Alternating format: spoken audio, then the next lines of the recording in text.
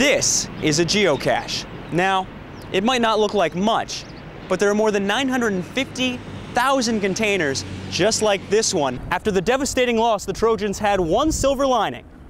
They were coming home. 90 yards of penalties really let the Irish back into the game.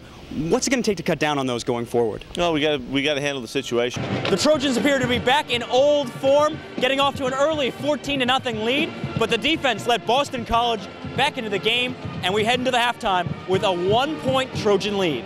In front of an enthusiastic home crowd here at the Home Depot Center, Chivas USA took on the Colorado Rapids to kick off their 2010 campaign.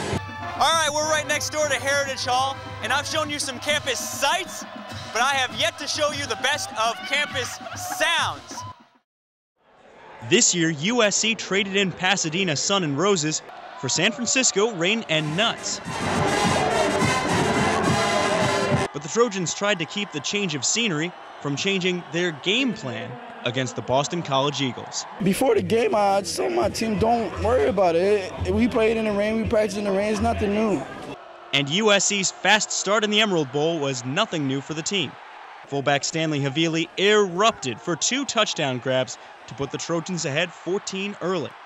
But that lead nearly evaporated before halftime.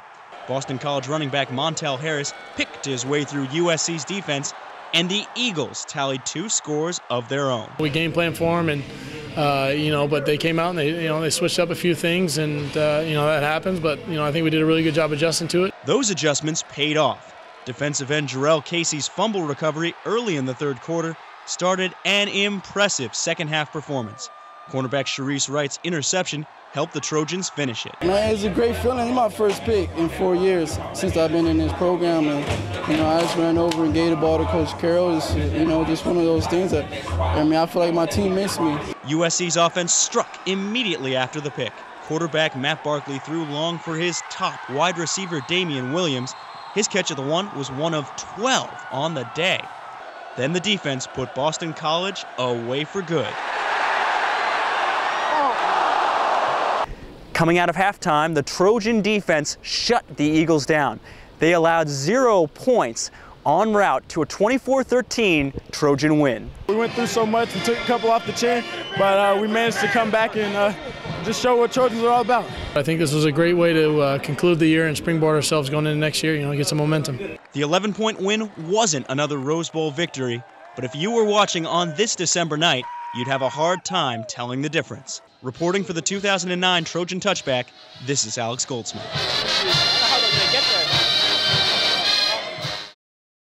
USC celebrated Annenberg writer-in-residence Norman Corwin's 100th birthday today. Corwin's career in radio started during the Great Depression, but his work still inspires many of his colleagues to this day. The Superman of tomorrow lies dead at the feet of you common men of this afternoon. He was radio. He created the entire concept of what radio drama could be. He was really the poet laureate of radio. Norman Corwin wrote and produced for CBS Radio during its golden age. Those who know Corwin can't help but be in awe. He could write about anything. He could add wisdom to anything he writes about. I don't think I would have become a writer without Norman Corwin. Professor Jeff Cowan remembers a panel he hosted with Corwin and actor George Clooney. But anyway, there's a picture from that which just shows George Clooney looking at Norman Corwin as a little puppy dog, looking at a hero. And of course, that's how I still feel about Norman Corwin. Although Corwin wrote more than 100 dramas during his career, he has a particular favorite. It should be on a road of triumph. They tell me it's not for me to decide, it's for the public to decide. And the public agrees. On a note of triumph. I think a note of triumph. Well, of course, I've heard On a Note of Triumph so many times that it's hard not to feel a connection with it. It was a tribute to the Allied victory in Europe during World War II. Take a bow, GI. Take a bow, little guy. Although today's celebration was nearly 2 weeks before his actual birthday, it's never too early to celebrate the legacy of a living legend. I'm incredibly lucky to have known him. He's one of my heroes. Norman Corwin turns 100 years old on May 3rd. I'm here with Trojan coach Pete Carroll, and coach, a huge win for you guys on Saturday up in South Bend, but 90 yards of penalties really let the Irish back into the game. What's it going to take to cut down on those going forward? Well, we got to handle the situation. You know, we got all aroused by the fact that they were coming back, and our guys were fighting it every bit of the way, and we got a little bit whacked there and made a couple mistakes. There were some other penalties were called just because of aggressiveness that they're going to happen in football. I didn't necessarily agree with them, but it all fueled a fourth quarter of advantage for Notre Dame. But fortunately, we had a chance to finish it in dramatic fashion, and it was fun and exciting, and we learned from it. Jacquizz Rodgers was a huge factor in last year's upset win for the Beavers. He's lighting up the field again this season. What's it going to take to contain him on Saturday? Take great discipline from our front guys and a really good day of tackling. They don't just run the football. Canfield can throw the ball over the field, and so we have a lot of problems in defending these guys. But it starts with the running game, as it always does, and we have to do a much better job consistently early in the game to get off to a good start with these guys to control the thing.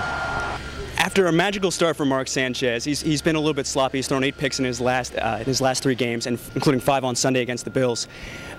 Are you having a bit of an "I told you so" moment with Mark right now? Absolutely not. No, and we're talking about helping him stay straight and clear and operating at his very best. We talk every week, and this is the challenge that comes with the league. The league's hard. It's really hard, and he's finding it out, and he understands that, and he's learning from it. He's very focused and pointed at coming back and playing really well this week, and that's all this is about. Well, thanks, Coach. Be sure to catch the Trojans as they take on the Beavers this Saturday here at the Coliseum.